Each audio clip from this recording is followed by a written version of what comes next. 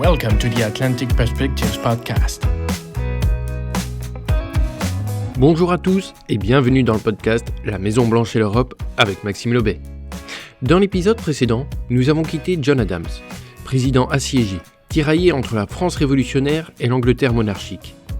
Adams avait choisi la paix au prix de sa carrière. Et c'est son rival, Thomas Jefferson, qui lui succède en 1801.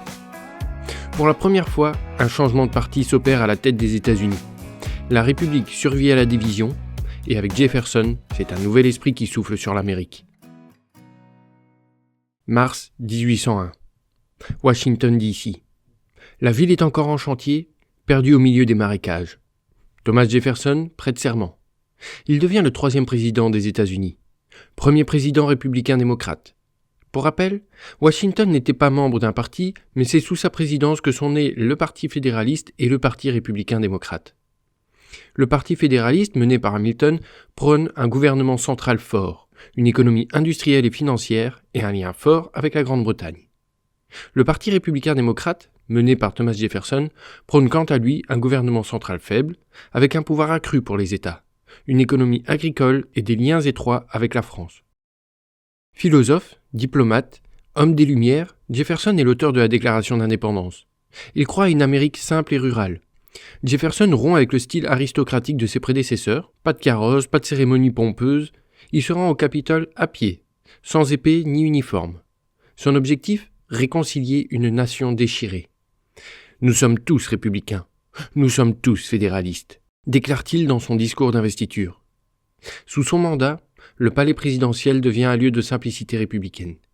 Mais derrière cette modestie se cache une ambition immense. Affermir la démocratie américaine et repousser les frontières de la République. À l'étranger, Jefferson veut la paix. Il hérite d'un pays encore méfiant envers les puissances européennes. Son secrétaire d'État, James Madison, partage sa vision.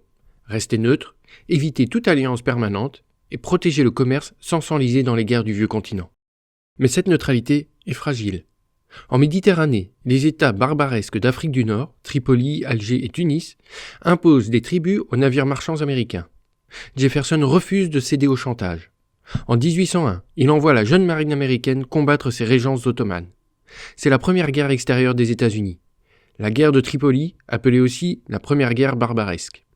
Le royaume de Sicile et la Suède, qui est déjà en guerre contre Tripoli depuis 1800, combattent aux côtés des Américains. Cette victoire renforce son prestige international et prouve que la diplomatie américaine sait manier la parole et la force.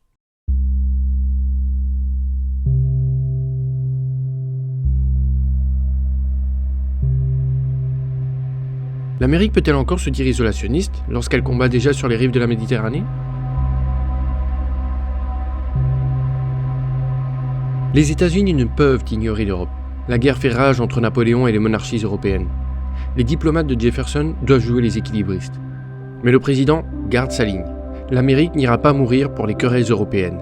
Mais peut-on réellement rester neutre dans un monde dominé par 2 empires en guerre totale ? Et paradoxalement, c'est en Europe que Jefferson va réaliser le plus grand coup diplomatique de sa présidence. En 1803, pour rappel, les États-Unis ne s'étendent pas plus loin que le fleuve Mississippi et ne comptent alors que 17 États. Napoléon Bonaparte, en guerre contre l'Angleterre, manque d'argent. Il possède encore un vaste territoire américain, la Louisiane française, territoire qu'il a récupéré aux Espagnols en 1800. Un espace gigantesque, qui s'étend du Mississippi à l'est aux montagnes rocheuses à l'ouest, de la Nouvelle-Orléans au sud jusqu'à la frontière actuelle entre les États-Unis et le Canada, soit presque un tiers du territoire actuel des États-Unis. Jefferson y voit une occasion historique. Il envoie à Paris 2 émissaires, James Monroe et Robert Livingston, pour négocier l'achat de la Nouvelle-Orléans. Mais contre toute attente, Napoléon propose de vendre tout le territoire. Pour lui, céder l'ensemble de la Louisiane relève d'une manœuvre visant à contenir le Royaume-Uni. L'empereur redoute en effet que la Grande-Bretagne, puissance navale dominante, ne profite d'une guerre en Europe pour s'emparer du territoire et renforcer sa domination. En vendant la Louisiane aux États-Unis, il cherche à priver les Anglais de cette opportunité.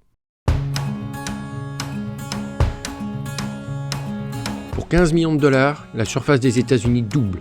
C'est la plus grande transaction foncière de l'histoire. Le président, pourtant attaché à une interprétation stricte de la Constitution, outrepasse ses propres principes pour saisir l'opportunité.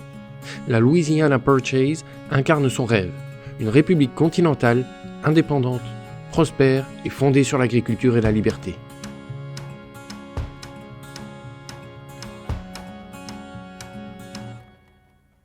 La nouvelle provoque la stupeur. Londres redoute la montée en puissance d'une Amérique qui contrôle désormais le cœur du continent. À Paris, certains y voient dans cette vente un chef-d'œuvre de réalisme diplomatique. Napoléon cède un territoire qu'il ne peut défendre tout en affaiblissant la Grande-Bretagne. Mais pour les observateurs du vieux continent, cette transaction marque surtout une rupture. Les États-Unis échappent définitivement aux jeux européens. La jeune république, issue de la Révolution américaine, s'impose désormais comme une puissance souveraine capable de négocier d'égal à égal avec les empires. Cette décision suscite un débat passionné aussi en Amérique. Les fédéralistes dénoncent un acte anticonstitutionnel et un gaspillage d'argent public. Mais pour Jefferson, c'est une question de destin national. Il comprend que cette acquisition garantit non seulement la sécurité des frontières, mais aussi la survie du modèle républicain. Plus d'espace, c'est plus de fermiers, plus de liberté et moins de risques de corruption politique. En un geste, Jefferson transforme les États-Unis d'une république côtière en puissance continentale. Pour comprendre ce qu'il vient d'acheter, Jefferson commande une expédition. 2 officiers, Lewis et Clark, sont chargés de traverser le continent jusqu'au Pacifique. Leur mission ? Cartographier, observer, nouer des contacts avec les peuples autochtones. De 1804 à 1806, ils parcourent plus de 13 000 km. Leur périple fascine l'Europe. L'Amérique, jusque-là confinée à sa façade atlantique, s'élance vers l'ouest. Mais pendant que l'Amérique s'agrandit, l'Europe s'embrase. Napoléon domine le continent et la Royal Navy règne sur les mers. Les 2 empires veulent forcer les États-Unis à choisir un camp. Les Britanniques arraisonnent des navires américains et enrôlent de force leurs marins. Les Français saisissent leur cargaison. Jefferson est pris au piège. Pour éviter la guerre, il choisit la voie économique. L'Embargo Act de 1807. Tous les ports américains sont fermés à l'exportation. Qu'il s'agisse de navires nationaux ou étrangers, et des restrictions sont imposées aux importations en provenance de Grande-Bretagne. Le président espère ainsi forcer Londres et Paris à respecter la neutralité des États-Unis. Mais le remède se révèle pire que mal. Les ports américains se vident, les commerçants font faillite, les marins se révoltent. L'Europe reste indifférente, et Jefferson, pourtant si populaire, voit sa cote s'effondrer. 2 jours avant la fin de sa présidence, le Congrès abolit l'Embargo Act, levant ainsi tous les embargos sur la navigation américaine. Cet échec révèle les limites du jeffersonisme face à la mondialisation naissante. Une nation encore jeune ne peut s'isoler d'un commerce international dominé par les empires européens. L'idéal d'autosuffisance agricole se heurte à la réalité d'une économie déjà interconnectée. L'embargo laisse une trace durable. Il ruine les ports de la Nouvelle-Angleterre et prépare, à terme, la montée des tensions qui mèneront à la guerre de 1812. Visionnaire, humaniste, républicain, Jefferson défend la liberté avec passion. Mais il reste aussi un homme de son temps et de ses contradictions. Philosophe des droits de l'homme, il possède pourtant des esclaves à Monticello. Partisan d'un gouvernement limité, il n'hésite pas à user de son pouvoir pour agrandir le pays. Pacifiste, il pose les bases d'une puissance continentale. Ses opposants l'accusent d'utopisme, d'idéalisme naïf. Ses partisans voient en lui le père de la démocratie américaine. Et en Europe, on l'observe avec curiosité. Un président qui cite Voltaire, admire la France, mais se méfie de toutes les monarchies.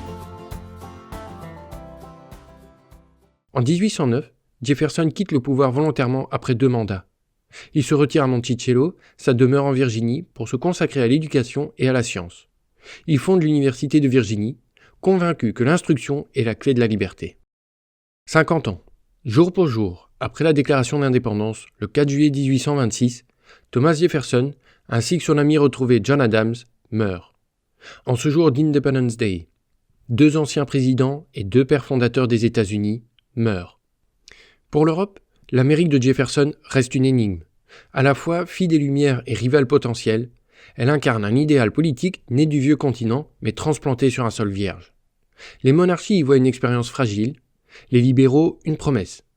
De Londres à Paris, de Berlin à Vienne, les diplomates observent cette jeune république avec un mélange d'admiration, de condescendance et d'inquiétude.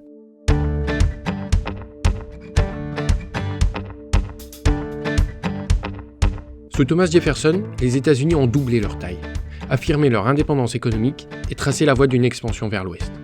Mais ils ont aussi connu leur première désillusion face à l'Europe. Entre fascination et prudence, Jefferson aura tenté de bâtir une Amérique à l'abri des monarchies. Une Amérique fidèle à elle-même.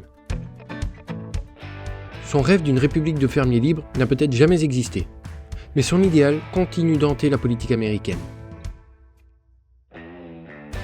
Dans le prochain épisode, nous parlerons de James Madison, compagnon de route de Jefferson. Madison devra affronter ce que son prédécesseur a voulu éviter, la guerre ouverte contre l'Angleterre. C'était la Maison Blanche avec Maxime Lobet. Pour ne manquer aucun épisode, abonnez-vous dès maintenant. Atlantic Perspective est aussi présent sur les réseaux sociaux et l'intégralité de ses contenus est disponible sur www.atlanticperspectives.org. Music licensed via Epidemic Sound.